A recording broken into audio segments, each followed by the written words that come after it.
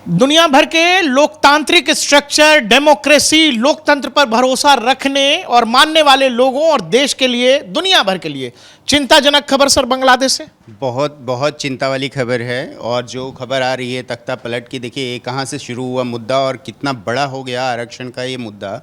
आरक्षण से शुरुआत हुई और आरक्षण को ख़त्म करने को लेके ये प्रोटेस्ट था कि आरक्षण को ख़त्म किया जाए। जॉब में जो कोटा दिया जा रहा था वो इतना बड़ा हो गया। और ये देखिए फिर से एक कहानी है, असहयोग आंदोलन, ये नॉन कोऑपरेशन मूवमेंट की तरह था जो चल रहा था। ये एक्सप्लेन कर दीजिए कि हम लोग कुछ करेंगे ही नहीं। हम लोग, भारत जो है, भारत अब बहुत अलर्ट है इसमें लेके। नहीं, जैसे मैं असहयोग का पूछ रहा हूँ। हाँ, असहयोग आंदोलन कि हम कुछ किसी बात में मतलब सरकार का समर्थन नहीं करेंगे। बिल्कुल बिल्कुल। नॉन कोऑपरेशन मूवमेंट, जो असहयोग आंदोलन जो गांधी जी ने भारत में भी किया था, पता है आपको, समर्थन नहीं करना, सरकार के साथ खड़े नहीं रहना, सरकार के लिए कुछ करना ही नहीं। अब हम कुछ नहीं करेंगे, हाथ पैर बांध के घर में बैठ जाएंगे।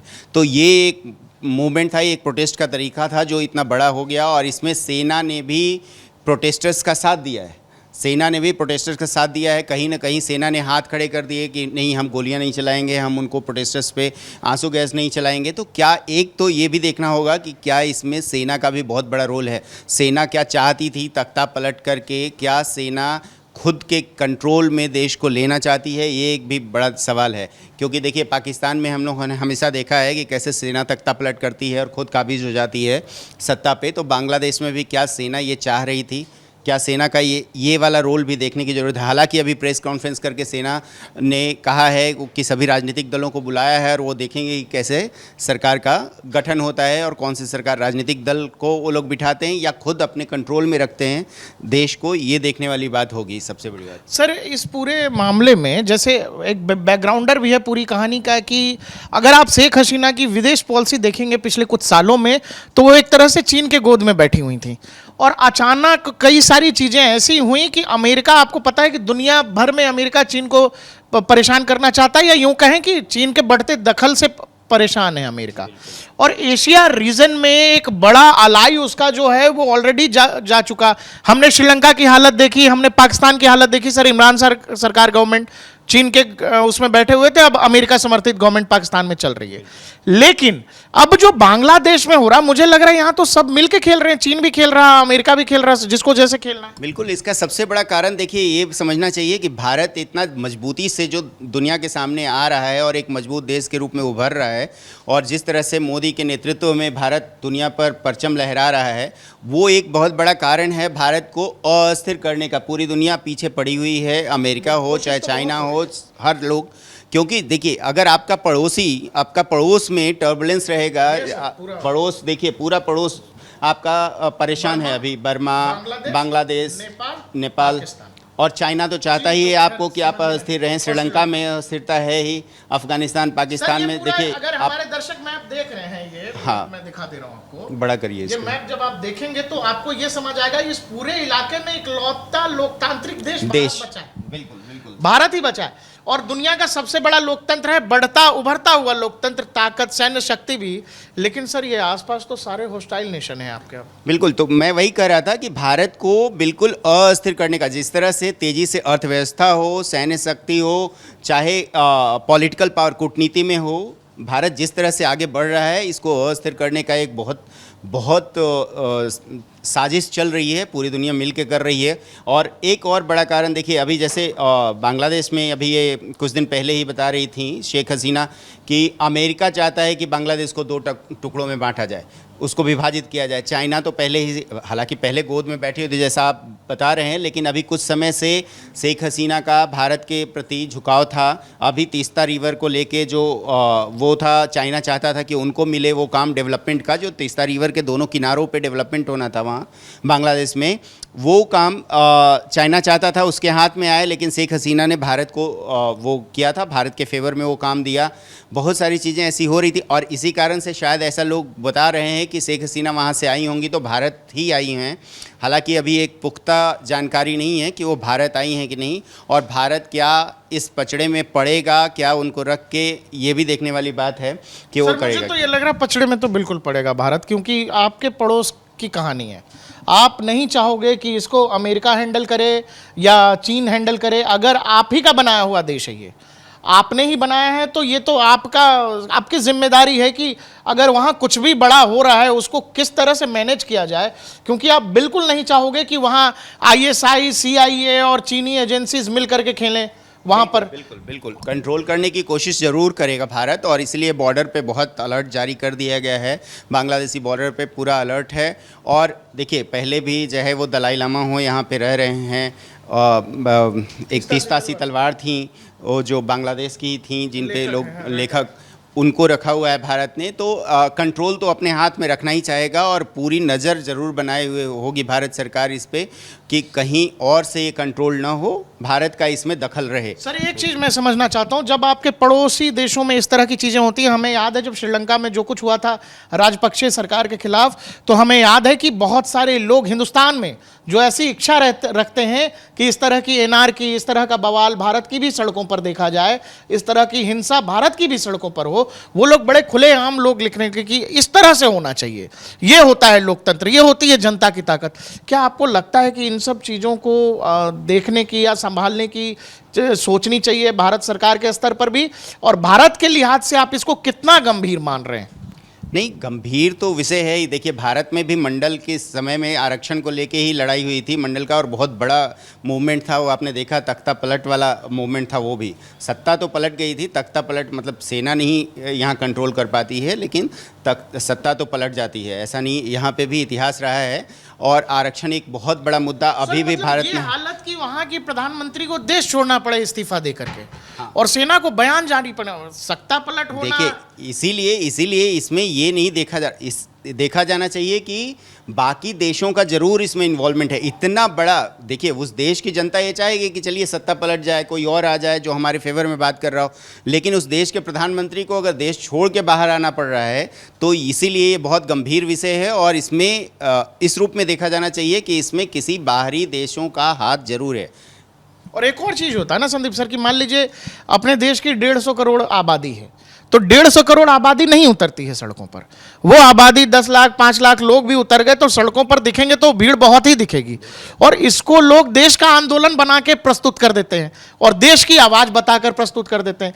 लेकिन सवाल है कि अगर 20 लाख लोग ढाका की तरफ हिंसा के रूप में बढ़ रहे हैं, प्रधानमंत्री आवास में लोग घुस गए, तो छोड़ना ही पड़ेगा। फिर तो वही लोग तय करेंगे बाकी के 18 करोड़ लोगों का मुस्तकबिल। देखिए, तो इसलिए मैं बार बार बोल रहा हूँ कि सेना का क्या रोल है ये जरूर देखना होगा। सेना का इसमें क्या वेस्टेड इंटरेस्ट है ये भी देखना होगा, क्योंकि अगर सेना चाहती तो कोई ऐसे घुस नहीं सकता है कितनी भी बड़ी संख्या में। अब सेना ही हाथ खड़ी कर दे तो सेना तो प्रोटेस्टर के साथ मिली हुई है ना, तो वो होना ही था। अगर भारत में भी मान लीजिए आपकी जो पैरामिलिट्री फोर्सेस हैं या आर्मी है, अगर वो हाथ खड़ी कर दे कि नहीं, हम किसी का आंदोलन में हम रोकने वाले नहीं हैं, सरकार की बात मानने वाले नहीं हैं, तो क्या होगा? वहाँ पे अराजकता तो फैलेगी ही। वो सिचुएशन में फिर करना क्या होगा उस सिचुएशन। इसीलिए मैं बार बार बोल रहा हूँ कि सेना का रोल को इसमें देखना बहुत ज़रूरी है। सेना सर, बांग्लादेश का सिचुएशन हमको इसलिए भी ज़्यादा गंभीर लग रहा है क्योंकि आपने बनाया था, आप टेक केयर करते थे इसका, और सब कुछ होता था आपके यहाँ। पिछले 2 महीने में शेख हसीना प्रधानमंत्री के शपथ ग्रहण के बाद भी एक बार आ गई हैं, तो शायद इनको वो गंभीर स्थिति का अंदाजा पहले से था। लेकिन अब जो मैं उन लोगों की बात कर रहा हूँ सर, जो कि आपको पता है कि इस सिचुएशन के बाद जो बांग्लादेश में हुआ है, हमारे यहाँ जो अराजक तत्व हैं वो एकदम से उछाल मारेंगे, उबाल मारेंगे कि ऐसा कुछ भारत में भी हो। जब इस देश में पॉलिटिशियंस, बड़े पॉलिटिशियंस खुले में कहते हैं कि इस देश के प्रधानमंत्री को इस देश का युवा डंडा से मारेगा, और आपको पता है बनारस में जो प्रधानमंत्री के काफिले पर चप्पल फेंका गया, इस देश के विपक्ष के नेता, बड़े नेता ने क्या कहा कि दिल में डर नहीं है अब लोगों के, इसीलिए फेंक दिया गया। तो जब इस तरह की बात होती है तो आप देश में एक इस तरह का उग्र लोग तैयार कर रहे हैं जो इस तरह की हिंसात्मक कार्रवाई सड़कों पर करती देखी जाएगी, जो जैसा बांग्लादेश में हो रहा है। बिल्कुल। और देखिए, जो आपकी बात है कि भारत सरकार इस पे बहुत नज़र रखेगी, और भारत सरकार देखना पड़ेगा। और ये उम्मीद की जा रही है, ऐसी उम्मीद जताई भी जा रही है कि मोदी इसमें हस्तक्षेप जरूर करेंगे, और हो सकता है शेख हसीना जो है उनको भारत में शेल्टर दिया जाए। हालांकि खबरें अलग अलग आ रही हैं, कोई कह रहा है लंदन जा रही हैं, कोई कहीं फिनलैंड की बात कर रहे हैं, लेकिन भारत सरकार को अगर इस पे कंट्रोल रखना है तो शेख हसीना को अपने यहाँ रखना पड़ेगा, शेल्टर देना पड़ेगा। और अभी कुछ समय से लगातार आप देख रहे थे हम लोग कि शेख हसीना का मोदी के साथ नज़दीकियाँ काफ़ी थी, बढ़ी थी, और इसको ले के चाइना बहुत परेशान था, पाकिस्तान भी परेशान था। और इसलिए बार बार कहा जा रहा है कि ये सिर्फ वहाँ की जनता का प्रोटेस्ट नहीं था, इसमें बाहरी तत्वों का, बाहरी देशों का इसमें योगदान बहुत बड़ा था। और सर ये देखें ना कि श्रीलंका में जो कुछ हुआ उसके बाद, होने के बाद भारत सरकार ने अच्छी तरह से कैसे संभाला है श्रीलंका मसले को, और बांग्लादेश में इस तरह से चीज़ें एस्केलेट हो गई, ये तो बिल्कुल घर की बात है सर। ये हमारे ही लोग थे, हमसे ही गए हैं, और ये घर की बात है। ये मामला आपको पता है कि ये आपके घर तक भी आ सकता है। तो ये जो लोग, बहुत सारी कोशिशें आपको पता है पिछले 4-5 साल 8 साल में देश में हुई है, समय समय पर, वो सीए का आंदोलन हो, कथित किसान आंदोलन हो, या और भी मौक़ों पर। अब आपको लगता है कि भारत सरकार अब चूंकि आपके चारों तरफ उसी तरह का माहौल है, हो गया, सैन्य शासन है लगा हुआ, तो अब आपको लगता है कि इस चीज़ों को गंभीरता से डील की जाएगी सरकार के लेवल पर? बिल्कुल, मैं बार बार कह रहा हूँ कि देखिए, इस पे तो बहुत गंभीर होने की ज़रूरत है, और गंभीरता से ले भी रही है सरकार, ऐसा नहीं है। हमने श्रीलंका मसले को जिस तरह से हैंडल किया वो देखा है आपने, और बांग्लादेश वाले पे भी कंट्रोल भारत का होगा, और बाद में ये पता चलेगा, जैसे श्रीलंका को पता चला कि भाई चाइना उसके साथ खेल कर रहा था, चाइना वो, अब पाकिस्तान के लोगों को भी पता चल रहा है, पाकिस्तान की आम आवाम देखिए क्या कर रही है कि भारत के साथ हमको ज़्यादा रहने में अच्छा है, चाइना की बात नहीं कर रही है। बांग्लादेश के लोगों को भी ये महसूस होगा, जो अभी तख्ता पलट में शामिल हैं, बाद में ये महसूस होगा कि भारत ही सही है, भारत ही उनके लिए सुरक्षित देश है, भारत ही है जो उनका साथ दे सकता है।